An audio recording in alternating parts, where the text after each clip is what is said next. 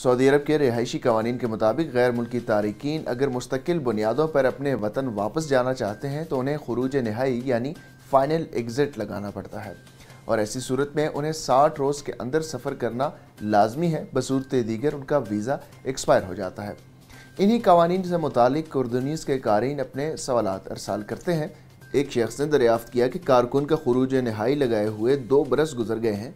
इस दौरान वो ममलिकत से ना जा सका, जबकि अकामा भी 2 बरस से एक्सपायर हो गया है। मालूम ये करना है कि इस सूरत में अकामा तजदीद हो सकता है या नहीं। इस हवाले से जवाज़ात का कहना है कि इमिग्रेशन कानून के तहत ये लाजमी है कि खुरूज नहाई लगाने के बाद मुकर्ररा मुद्दत में सफ़र करना ज़रूरी है। अगर मुकर्ररा मुद्दत के दौरान सफ़र ना किया जाए तो खुरूज नहाई कैंसिल कराना होता है। बसूरत दीगर 60 रोज़ मुद्दत ख़त्म होने के बाद खुरूज नहाई कैंसिल कराने पर 1000 रियाल जुर्माना आयद किया जाता है। इस हवाले से जवाज़ात का मज़ीद कहना था कि खुरूज नहाई कैंसिल कराने के बाद अकामे की तजदीद मुमकिन हो सकती है।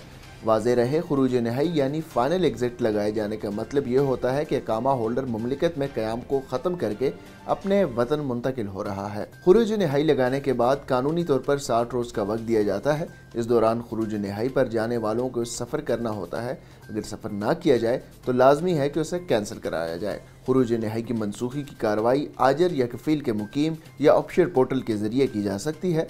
खुरूज नहाई कैंसिल कराने के बाद अकामा तजदीद कराने के लिए मुकर्ररा फ़ीस की अदायगी के साथ अकामा की तजदीद में ताख़ीर पर जुर्माना भी अदा करना होता है।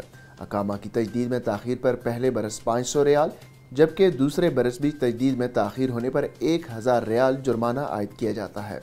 ये भी वाज़े रहे कि अगर अकामा की तजदीद में मुसलसल 2 बरस की ताख़ीर हो तो जुर्माना एक ही बार शुमार होता है। ताहम अगर तजदीद के बाद दूसरे साल भी तजदीद ताख़ीर से कराई जाए तो जुर्माना डबल माना जाता है, जबकि तीसरी बार तजदीद में ताख़ीर पर अकामा तजदीद नहीं किया जाता बल्कि कारकुन का खुरूज नहाई लगा दिया जाता है। इस खबर की तफसील और इस तरह की मज़ीद खबरों के लिए आप विज़िट कर सकते हैं हमारी वेबसाइट urdunews.com।